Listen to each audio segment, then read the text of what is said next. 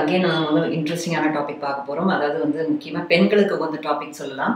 அதாவது இப்போ தான் வந்து குழந்தை பெற்றிருக்கீங்க அப்படின்னா இந்த டாபிக் வந்து உங்களுக்கு ரொம்ப ரொம்ப யூஸ்ஃபுல்லாக இருக்கும். நிறைய பெண்களுக்கு வந்து இந்த டைலமா இருந்துகிட்டே தாங்க இருக்குது. குழந்தை பெற்றதுக்கப்புறம் நம்ம வேலைக்கு போகலாமா வேணாமா, இதை எப்படி டிசைட் பண்ணுறது, இதை எப்படி இந்த சமூகம் பார்க்க போகுது, எப்படி நம்ம இதை சமாளிக்க போகிறோம் இப்படின்ற விஷயம் வந்து ஒரு குழந்தை வந்து கன்சீவ் ஆன உடனே வந்து நிறைய பேருக்கு இந்த கன்ஃபியூஷன் அண்ட் கான்ஃப்ளிக்ட் வருது. ஸோ ஆனால் நீங்கள் ஒரு நிமிஷம் வந்து இதை பாஸ் பண்ணணும். ஏன்னா நம்ம வந்து நம்மளோட மனநிலை, ஒரு பெண்ணோட மனநிலை வந்து இந்த ஹார்மோனல் டைமில், ஒரு ப்ரெக்னென்சி டைமில் வந்து வேறு விதமாக இருக்கும். ஒரு குழந்தை பிறந்ததுக்கப்புறம் வேறு விதமாக இருக்கும். ஏன்னா அப்போ இருக்கிற ஹார்மோன்ஸ் வேறு. ஸோ அந்த முடிவுகளை வந்து நம்ம உடனே அந்த நேரத்தில் நம்ம ப்ரீ பிளான் பண்ணி எடுக்கிறது வந்து நிறைய நேரத்தில் வந்து அது கரெக்டாக வந்து ஒர்க் அவுட் ஆகாது. ஸோ அந்த முடிவுகளை வந்து நம்ம கொஞ்சம் போஸ்ட்போன் பண்ணலாம். But I know lot of factors இருக்குது இந்த டிசிஷன் எடுக்கிறதுக்கு. நிறைய பெண்களுக்கு வந்து இந்த பிரச்சனைகள் வந்து இருக்குது. நிறைய பேர் வந்து அவங்களோட கெரியரை, நிறைய ரிசர்ச் சர்வீஸில் என்ன சொல்கிறாங்கன்னா, முக்கால்வாசி இப்போ வந்து பெண்கள் வந்து இந்த வேலையை விட்டுடுறாங்க ஒரு குழந்தை பிறந்ததுக்கு அப்புறமா அப்படின்னு சொல்கிறாங்க. நிறைய பேர் பொருளாதார தேவைகளுக்காக வேறு வழியே இல்லாமல் வேலைக்கு போகிறாங்க. அதே நேரத்தில் நிறைய மன உளைச்சலுக்கு உள்ளாகிறாங்க. நம்ம குழந்தைய சரியாக பார்த்துக்க முடியலன்ற வருத்தம், அந்த குற்ற உணர்வு அவங்களை கொண்டுட்டுருக்கு அப்படின்னு நம்ம சொல்லலாம். ஸோ இதெல்லாம் எப்படி நம்ம ஹேண்டில் பண்ண போகிறோம் அப்படிங்கிறது தான் இந்த பதிவில் பார்க்க போகிறோம். ஸோ வந்து ஒரு நியூ மாமோட டைலமா அப்படின்னு நம்ம சொல்லலாம். Should I go to work or should I not go to work, இந்த மாதிரி விஷயத்தை எப்படி தாங்க சமாளிக்கிறதுனா இதில் வந்து டிசிஷன் மேக்கிங் தாங்க. இது வேறு ஒன்றுமே இல்லை. ஒரு சரியான இன்ஃபார்ம்டு டிசிஷன் எடுக்கிறதுக்கு இந்த பதிவு உங்களுக்கு கண்டிப்பாக ரொம்ப யூஸ்ஃபுல்லாக இருக்கும்னு நான் நினைக்கிறேன். ஸோ வந்து நிறைய பேருக்கு இந்த கைடன்ஸ் மிஸ்ஸிங்காக இருக்கனால தவறான முடிவுகள் எடுத்து இதனால நிறைய தவறான விஷயங்கள் வந்து அவங்க வாழ்க்கையில் நடக்கிறத நம்ம பார்க்க முடியும். சில நேரங்கள் வந்து ரொம்ப அவசரமாக அந்த பொருளாதார ரீதிக்காக வந்து நான் போயே ஆகணும்னு போயிட்டு அதோடைய கான்சிக்வன்சஸை இன்னைக்கு வந்து பார்த்துட்டு இருக்க பெண்கள் நிறைய பேர் இருக்காங்க. அது தவிர இல்லை வேண்டாம் நான் வீட்டிலே இருக்கிறேன் அப்படிங்கிற மாதிரி சொல்லி அதனால வரக்கூடிய விளைவுகள், யாரும் என்னை மதிக்கலை, நான் யாருக்காக தியாகம் பண்ணணும், அவங்க வந்து என்னை கண்டுக்கவே இல்லை, இந்த மாதிரி நான் தப்பே பண்ணியிருக்க கூடாது, எனக்கு ஃபினான்ஷியல் இன்செக்யூரிட்டி எக்கச்சக்கம் இருக்குங்க, என் ஹஸ்பண்ட் எனக்கு காசு கொடுக்க மாட்டேங்கிறாங்க, நான் எதுக்காக இந்த தியாகத்தை பண்ணுன்னு இன்னைக்கு அங்கலாய்க்கிற பெண்களும் அன்னைக்கு நிறைய பேர் இருக்கிறாங்க. ஸோ இந்த மாதிரி தவறான முடிவுகள் எடுத்து அதோடைய விளைவுகளை நீங்கள் ரீட் பண்ணாமல் இருக்கணும் அப்படின்னா தெளிவான முடிவுகளை எடுக்க வேண்டிய நேரம் இது. ஸோ இந்த தெளிவான முடிவுகளுக்கு என்ன கிரைட்டீரியா வேணும் அப்படின்னு பார்த்தீங்கன்னா, நம்பர் ஒன் வந்து உங்களுடைய பொருளாதார ஸ்டேட்டஸ் என்ன, உங்களோட economic status at home, financial situation எப்படி இருக்குது, நீங்கள் ஒரு 2 பேரை வந்து ஒர்க் பண்ணாதான் உங்களோட குடும்பத்தை வந்து நடத்த முடியுமா. இன்றைக்கி நிறையா வந்து டுவல் கரியர் ஃபேமிலி வந்தாச்சு, நிறைய பேர் வந்து ஃபாரின்ல இன்றைக்கி இருக்கிறாங்க. ஸோ அந்த மாதிரி ஒரு சிச்சுவேஷனில் வந்து எக்ஸ்பென்சஸ் நிறையா இருக்குன்றதுனால 2 பேருமே ஒர்க் போயே ஆகணும் அப்படிங்கிற ஒரு சூழ்நிலை இருக்குது. ஸோ இப்போ வந்து கம்பேர் டு இந்தியாவில் வந்து ஃபாரின் கண்ட்ரீஸில் வந்து நிறையா வந்து க்ரீச்சர்ஸ் இருக்குது, நிறையா வந்து டே கேர் சென்டர்ஸ் இருக்குது, இங்கே இருக்கிறதோட குவாலிட்டி அங்கே நல்லாவே இருக்குது அப்படின்னு சொல்கிறாங்க. ஸோ அந்த மாதிரி இருக்குது. ஆனால் நானி சப்போர்ட் அப்படிங்கிற ஒரு விஷயம்லாம் வந்து அங்கே வந்து ரொம்ப ரொம்ப காஸ்ட்லி. இங்கே இந்தியாவில் தான் நம்ம வந்து அதை எடுத்துக்க முடியும், கேர்டேக்கர் சப்போர்ட் எடுத்துக்க முடியுங்கிற மாதிரியான விஷயங்கள் இருக்குது. இந்த மாதிரி பல்வேறு விஷயங்கள் வந்து நம்ம மனசில் வச்சு தான் ஒரு முடிவை எடுக்கணும்னு நம்ம சொல்லலாம்.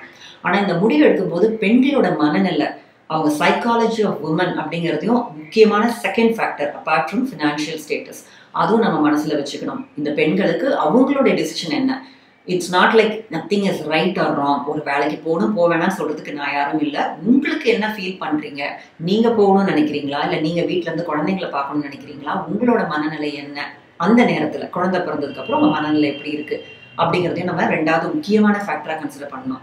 3வது முக்கியமான ஃபேக்டர் நீங்கள் யோசிச்சிருப்பீங்க, social support, it's is very very important. Support system இன்னைக்கு ரொம்பவே குறைவாயிட்டே இருக்குது. நம்மளோட ஜாயிண்ட் ஃபேமிலி சப்போர்ட் சிஸ்டம் இப்போ கிடையாது. முன்னாடி குழந்தை பார்த்துட்டாங்க அப்படின்னாக்க அவங்களுடைய மாமியார் மாமனார் இருக்கலாம், கூட அவங்க சப்போர்ட் பண்ணுவாங்க. பக்கத்துலேயே சில நேரங்களில் வந்து அம்மா இருப்பாங்க, அவங்க வந்து சப்போர்ட் பண்ணுவாங்க. இதுக்காக நிறைய பேர் வீடை மாற்றிட்டு அவங்க அம்மா வீட்டுக்கிட்ட போகிற பெண்கள் நிறைய பேர் இருக்காங்க. குழந்தைங்களை அவங்க கிட்ட விட்டுட்டு போகிறாங்க வேலைக்கு. இந்த மாதிரி நிறைய விதமான சப்போர்ட் சிஸ்டம்ஸ் இன்னைக்கு இருக்குது. இது வந்து அப்ராட்ல இருக்கிற ஒரு என்ஆர்ஐஸ் இருக்கலாம், இல்லை இந்தியன் இங்கே இருக்கிறவங்களுக்கும் இருக்கலாம். இந்த பதிவு வந்து கரெக்டாகவே இருக்குன்னு நான் சொல்ல முடியும். ஸோ இந்த மாதிரி வந்து சப்போர்ட் சிஸ்டம் எந்த அளவுக்கு இருக்குது அப்படின்னு யோசிக்கணும். இதெல்லாம் தவிர ஒரு 4வது ஹிடன் ஃபேக்டர் ஒன்று இருக்குங்க. ஒரு முடிவுகளை வந்து அசைச்சு பார்க்கக்கூடிய ஃபேக்டர்னு கேட்டிங்கன்னா நம்மளுடைய சோஷியல் ஜட்ஜ்மெண்ட்ஸ். நான் இந்த முடிவு எடுத்தேன்னா சொசைட்டி என்ன எப்படி பார்க்க போகுது, நான் இன்னைக்கு வந்து வீட்டில் இருந்து ஃபுல் டைம் ஹோம் மேக்கராக இருக்கேன் அப்படின்னா இந்த சொசைட்டி வந்து என்ன கேலி பண்ணுமா, இல்லை நான் வந்து குழந்தைய விட்டுட்டு நான் போகிறேன் ஒர்க்குக்கு போகிறேன் அப்படின்னா என்னை வந்து ஒரு நெக்லிஜென்ட் மதர் அப்படின்னு எனக்கு முத்திரை குத்துமா, என் சொந்த அம்மாவே என்ன சொல்லுவாங்க, இப்படிங்கிற மாதிரியான நிறைய வந்து கன்ஃபியூஷனுக்கு இன்னைக்கு பெண்கள் வந்து ஆளாகிறீங்க. நான் 3 ஃபேக்டர்ஸ் சொன்னது வந்து ரொம்பவே வந்து நியாயமான ஃபேக்டர்ஸ் தான். உங்களோட ஃபினான்ஸை பார்த்துக்கணும், சைக்காலஜி ஆஃப் உமனை பார்த்துக்கணும், உங்களோட முடிவு எப்படி இருக்குங்கிறத பார்த்துக்கணும், அது தவிர நம்மளுடைய சப்போர்ட் சிஸ்டத்தை பார்த்துக்கணும். ஆனால் இந்த 4வது factor which again influences psychology of உமனை மட்டும் நம்ம கொஞ்சம் சரியான கண்ணோட்டத்தில் பார்க்கணும். அதுக்கு தான் இந்த பதிவை வந்து நான் வந்து கொடுக்குறேன். ஏன்னா நிறைய நேரம் பெண்களோட முடிவுகள் வந்து சமுதாயத்தை வச்சே வந்து எடுக்கிறாங்கன்ற போது நாளைக்கு ரிக்ரெட் பண்றதுக்கு நிறைய வாய்ப்புகள் இருக்கு. என்ன சொல்லுவாங்க, இந்த உலகம் என்ன சொல்லும் அப்படிங்கிற மாதிரியான ஒரு ஃபோர்த் ஹிடன் ஃபேக்டர் கொண்டு வரும்போது உங்க முடிவுகள் தவறாயிடும். அதனால அந்த ஹிடன் ஃபேக்டர் இருந்து எப்படி நம்ம தப்பிக்க முடியும், எப்படி நம்மளோட தெளிவான கண்ணோட்டத்தை எடுத்துக்க முடியும் அப்படிங்கிறத நீங்க புரிஞ்சுக்கலாம் இந்த பதிவுல. ஒரு பெண்கள் வந்து இப்போ சில நேரங்களில் வந்து குழந்தை பிறந்ததுக்கு அப்புறம் நிறைய பெண்களுக்கு வந்து சென்ஸ் ஆஃப் ஒர்த்லெஸ்னஸ் வந்துடும். நான் யூஸ்லெஸ், நான் வந்து ஒரு பெரிய பெரிய பதவியில் இருந்திருப்பாங்க, நிறைய சம்பாதிச்சிருப்பாங்க. அது மட்டும் இல்லாமல் இப்போ சும்மாவே வீட்டில் இருக்கிறது வந்து போர் அடிக்கும், குழந்தைங்களை பார்த்துக்கிறதுனா மட்டுமே வந்து ஒரு மொனட்டனஸாக, தூக்கம் இருக்காது. இந்த மாதிரி நிறைய விளைவுகள் வர்றதுனால இவங்களுக்கு வந்து ரொம்ப வந்து ஒரு எரிச்சலும் கோபமும் அந்த ஒர்த்லெஸ்னஸ் ஃபீலிங்கும், நான் வந்து ஒரு வேஸ்ட் அப்படிங்கிற ஃபீலிங் வந்து நிறைய பெண்களுக்கு நியூ மாம்ஸ்க்கு வந்து இது செட்டின் ஆகும் போது நான் எல்லாத்தையும் விட்டுட்டு ஒர்க்குக்கு போகிறேன் அப்படிங்கிற சடனாக ஒரு முடிவையும் எடுப்பாங்க. சில நேரங்களில் வந்து இல்லை, நான் குழந்தைய கண்டிப்பாக பார்த்துக்கணும், எவ்வளோ பெரிய நான் பொசிஷனில் இருந்தாலும் இட்ஸ் ஓகே, எனக்கு வந்து குழந்தை தான் முக்கியம், எனக்கு ரொம்பவே பிடிச்சிருக்கு இந்த வாழ்க்கை, நான் வந்து கொஞ்சம் நேரம் என்னால் டைமுக்கு குழந்தைக்கு ஸ்பெண்ட் பண்ண முடியுது, என்னால் ஒரு ஃப்ரெண்ட்ஸ் கூட வெளியில் போக முடியுது, என்னால் வந்து ஃபேமிலியை பார்த்துக்க முடியுது, அதனால எனக்கு இது ரொம்பவே நல்லா இருக்குது அப்படின்னு சொல்கிற பெண்களும் இருக்காங்க.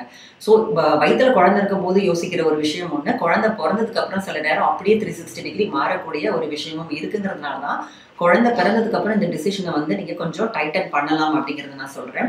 ஸோ இதில் வந்து பார்த்தீங்கன்னா நிறைய மதர்ஸ்க்கு வந்து ஒரு முக்கியமான கேள்வி அவங்க மனசில் எல்லாமே இருக்குங்க. அது என்ன கேள்வின்னு கேட்டிங்கன்னா, ஐ எ குட் மதர், நான் ஒரு சரியான நல்ல அம்மா தானா அப்படிங்கிற இன்செக்யூரிட்டி இன்னைக்கு நிறைய பெண்களுக்கு வந்து இருக்குன்னு சொல்லலாம். அது முக்கியமாக யார்கிட்ட இருக்குன்னு கேட்டிங்கன்னா, அந்த புதுசாக வந்து இப்போ இந்த நியூ மாம்ஸ்க்கும் அவங்களுடைய அம்மாக்கும் சரியா ரிலேஷன்ஷிப் இல்லைன்னு வச்சுக்கோங்களேன், கான்ஃப்ளிக்ட் இருக்குது அப்படின்னு வச்சுக்கோங்களேன், இவங்களுக்கு இந்த பதற்றம் அதிகமாகவே இருக்குது அப்படின்னு கண்டுபிடிச்சிருக்காங்க. ஸோ எந்த மாதிரி பெண்களுக்கு இந்த பதற்றம், நான் ஒரு சரியான அம்மா தானா, நான் என் கடமையை சரியாக தான் செய்கிறேன்னா, பார்த்து குழந்தைக்கு வந்து கரெக்டான நேரத்துக்கு கொடுத்துடணும் பால், கரெக்டான நேரத்துக்கு இதை கொடுத்துடணும், இல்லைன்னா ஒரு நிமிஷம் வந்து அவங்க தவறிட்டா கூட நான் பெரிய கடமையிலேருந்து தவறிட்டேன் அப்படின்னு இன்னைக்கு நிறைய பேர் வந்து கவுன்சிலிங்கில் சொல்கிறது நான் பார்க்க முடியுது. நிறைய அதை வந்து ஆராய்ச்சி பார்க்கும்போது அவங்களோட அம்மா கிட்ட அவங்களுக்கு ஒரு சரியான ரிலேஷன்ஷிப் இல்லாததுனாலேயே தன்னோட மதர்ஹுட்டை அவங்க டவுட் பண்ணுவாங்க. ஏன்னா நான் கோத்ரூ பண்ணதெல்லாம் என் குழந்தை கோத்ரூ பண்ணக்கூடாது, I should be a perfect super mom அப்படின்னு சொல்லிட்டு எவ்வளோ வேலையாக இருந்தாலும் அதை தூக்கி போட்டுட்டு குழந்தை கூடவே டைம் ஸ்பெண்ட் பண்ணுற பெண்கள் இன்னைக்கு நிறையா பார்க்க முடியுது. பட் அது சரியான முடிவா அப்படின்னு கேட்டால் it's a big question mark. இன்னைக்கு நீங்கள் இந்த முடிவை எடுக்கலாம், நாளைக்கு நீங்கள் கண்டிப்பாக ரிக்ரெட் பண்ணலாம், இதை ஏன் நான் செஞ்சேன்னு தெரியலையே அப்படின்னு சொல்லிட்டு. ஸோ இந்த இன்செக்யூரிட்டிங்கிறது நார்மல் மனநிலை கிடையாது. இதுல இருந்து நீங்க ஓவர் கம் பண்ணி தாங்க வரணும். எல்லா தாய்களுக்கும் வந்து கண்டிப்பா குழந்தையை பார்த்துக்கிற ஒரு கெப்பாசிட்டி இருக்கு. அது இந்த கடவுளும் இயற்கையும் இந்த ஹார்மோன்ஸும் நம்மளுக்கு கொடுக்குது. அப்படிங்கிறதுனால அதை நீங்க லிசன் பண்ணாலே போதும், உங்களால நல்லாவே குழந்தையை பார்த்துக்க முடியும் அப்படிங்கிற தன்னம்பிக்கையை முதல்ல வளர்த்துக்கணும் பெண்கள்.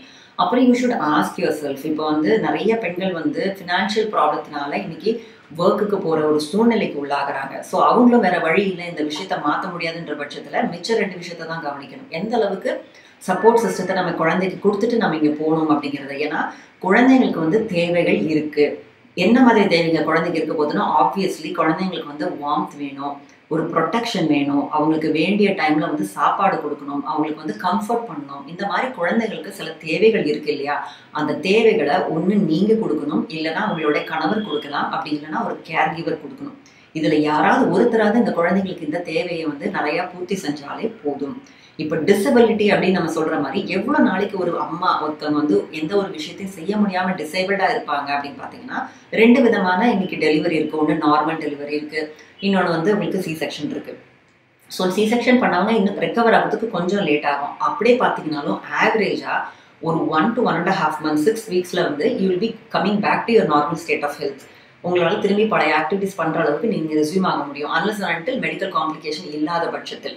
ஸோ அந்த மாதிரி நேரத்தில் உங்கள் ரெகுலர் வாழ்க்கையை நீங்கள் ஆரம்பிக்கலாம். ஒரு வாக்கிங் போகிறதோ இல்லைன்னா திரும்பி உங்கள் வேலையை ரெஸ்யூம் பண்ணுறதை பற்றியோ கண்டிப்பாக நீங்கள் முடிவெடுக்க வேண்டிய நேரம் வந்தாச்சு. ஸோ அது மட்டும் இல்லாமல் இன்னைக்கு வந்து நம்ம கவர்மெண்ட்டுமே வந்து முன்னாடிலாம் 3 மாத காலங்கள் மட்டுமே மெட்டர்னிட்டி லீவ் கொடுத்தவங்க இன்னைக்கு வந்து 6.5 மாதம் கிட்ட வந்து எக்ஸ்டெண்ட் பண்ணியிருக்கிறாங்க. அப்படிங்கிறது ஒரு வரவேற்கத்தக்க விஷயம். அப்படின்னா பெண்களை வந்து வரவேற்கிறாங்க. நீங்கள் வந்து ஒரு நடுவில் ஒரு கெரியர் பிரேக் எடுத்தாலும் you can come back to your place. ஆனால் இதுக்கு எல்லா சலுகைகளும் அந்த கார்பரேட்டு கண்டிப்பாக அந்த கவர்மெண்ட்லேயும் கொடுத்தே ஆகணும். அப்படிங்கிறது வந்து ரொம்ப தெளிவான ஒரு மூவ் தான். இன்னைக்கு பெட்டர்னிட்டி லீவ் முன்னாடி மாதிரி வெளிநாட்டில் மட்டும் இல்லாமல் இந்தியாலையும் வந்தாச்சு. 1 மாதம் பெட்டர்னிட்டி லீவும் வந்தாச்சு. ஸோ அதனால எல்லா சலுகைகளும் இன்னைக்கு பெண்களுக்கு உண்டு. ஸோ முடிவுகள் எடுக்க வேண்டியது உங்கள் கையில் தான் இருக்குது. சில நேரங்கள்ல மாற்ற முடியாத விஷயம், நீ பொருளாதார ரீதியா போய் தான் ஆகணும் அப்படின்னா அப்போ நம்ம முடிவு பண்ணணும் எந்த மாதிரியான சப்போர்ட் சிஸ்டம் நம்ம குழந்தைக்கு கொடுக்கணும். இதெல்லாம் இந்த மாதிரி நான் ஒரு சாக்ரிஃபைஸ் பண்றதுனால என்னால பொருளாதாரமா விதத்துல குழந்தைக்கு ஒரு நல்ல எதிர்காலத்தை கொடுக்க முடியுன்றதுனால இதை முழு மனசோட அக்செப்ட் பண்ணிட்டு போறது ரொம்ப ரொம்ப முக்கியம். இல்ல நான் வீட்டில் வந்து இருக்கிறேன்னு சொல்லிட்டு அந்த நேரத்தில் குழந்தைகிட்ட எரிஞ்சு விழுந்துட்டு நான் ஒர்க் பண்ண முடியலையன்ற காட்டத்தெல்லாம் அங்கே காமிச்சிங்கன்னா அதுக்கு நீங்கள் வேலைக்கே போயிடலாம். அதே மாதிரி வேலைக்கு போகிற பெண்கள் வந்து வேலைக்கு போயிட்டு குழந்தைக்கு என்ன ஆச்சு என்ன பண்ணிட்டு இருப்பாங்க அப்படிங்கிற மன தவிப்போடவே இருந்தீங்கன்னா அதுக்கு நீங்கள் வீட்டிலே இருந்துடலாம். எந்த முடிவு எடுத்தாலும் அதை நீங்கள் கம்ப்ளீட்டாக அக்செப்ட் பண்ணி எம்ப்ரேஸ் பண்ண வேண்டியது ரொம்ப ரொம்ப முக்கியம். நீங்கள் ஃபுல் டைம் மதராக இருக்கீங்க அப்படின்னா அதை நீங்கள் என்ஜாய் பண்ணுங்கள், அந்த நேரத்தை உங்களோட டைமோட ஸ்பெண்ட் பண்ணுங்கள். It is your decision after ஆல்ன்றதை புரிஞ்சுக்கோங்க. இந்த நேரத்தில் வந்து அந்த வேலைக்கு போகிறோம் வேறு வழி இல்லைன்னு எடுத்துக்கிட்டாலும் அதுதான் நம்ம பண்ண முடியும். எப்படி இதை காம்பன்சேட் பண்ண முடியும், எப்படி நான் சீக்கிரமாக வீட்டுக்கு வந்து அந்த நேரத்தையும் கூட குழந்தைகளோட ஸ்பெண்ட் பண்ண முடியும், எப்படி ஒன்று வீக்கெண்டை வந்து நான் குவாலிட்டியாக குழந்தைக்கு கொடுக்க முடியும், இப்படிங்கிற மாதிரி தான் உங்கள் சிந்தனை இருக்கணும். வழிய ரிக்ரெட்டு, கில்ட்டு, வெறுப்பு இதெல்லாம் இருந்ததுன்னா உங்களால் நிம்மதியாக குழந்தைய பார்த்துக்கவே முடியாது. இன்னும் பார்த்தீங்கன்னா ஒரு சில அம்மாக்கள் வந்து என்ன முடிவு பண்ணிடுவாங்க அப்படின்னா நான் வீட்டிலே இருந்துடுறேங்க அப்படின்னு முடிவு பண்ணிடுவாங்க. ஆனால் அது முழு மனசான ஒரு முடிவாக இருக்காது. ஆனால் அவங்களுக்கு ரொம்ப மனசு கஷ்டமாகவே இருக்கும். அப்போ அவங்க என்ன ஆரம்பிச்சிருவாங்கன்னா இந்த வேலைக்கு போகிற தாய்களை வந்து கிரிட்டிசைஸ் பண்ணுவாங்க. ஓ இவங்க பாரு குழந்தைய விட்டுட்டு போயிட்டாங்க. இந்த மாதிரி பெண்கள் தான் தன்னுடைய முடிவு சரியா எடுக்க முடியாத பெண்கள் தான் அதை வந்து அவங்களோட முடிவை defend பண்ணிக்கிறதுக்காக they will list out all the negative things about a working woman.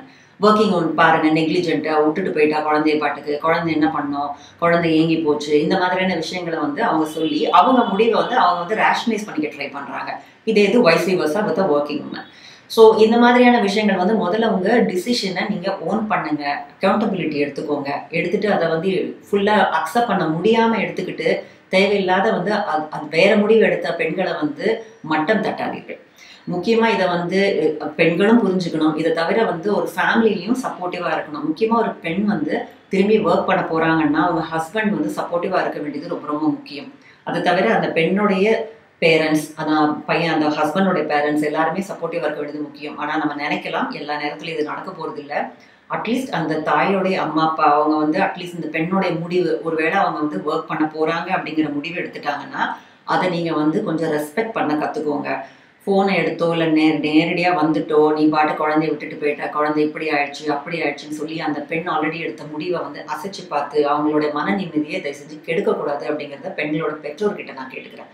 So first already அவங்க கஷ்டப்பட்டு ஒரு முடிவு எடுக்கும்போது அவங்கள வந்து மட்டம் தட்டுறதோ அவங்கள வந்து கன்ஃபியூஸ் பண்ணுறதோ வந்து it's not going to help anyone.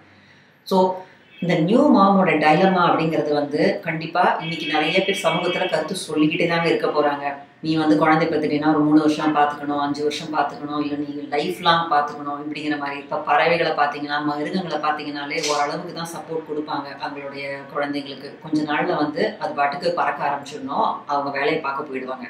இதே விஷயம்தான் நம்ம மனிதர்கள்கிட்ட. ஆனால் நம்ம வந்து என்ன பண்ணுறோம், 15 வயசானாலும் 16 வயசானாலும் ஏன் 20 வயசானாலுமே ஊட்டிட்டு இருக்கிறாங்க இப்போ தாய்மார்கள் வந்து பிள்ளைங்களுக்கு. ஸோ இங்கே வந்து we are not able to let go of the children and let them have their life. அதை முதல்ல வந்து நம்மளுடைய நிறைய ரோல்ஸில் வந்து mom role is one of the ரோலுங்கிறத புரிஞ்சுக்கணும். இதுதான் உங்களோட தலையாய கடமை, இதற்காக தான் நான் இங்கே பிறந்திருக்கேன் அப்படிங்கிறத நீங்கள் நினைக்க வேண்டாம். அப்படி நினைக்காதனால நீங்கள் கெட்ட பொண்ணு மோசமான பொண்ணுங்கிறது கிடையாது. இன்னைக்கு நிறைய ஒர்க் பண்ண போகிற பெண்கள் வந்து நிறைய இன்னைக்கு சமுதாய கேலி கிண்டல்களுக்கு ஆளாகிறாங்க.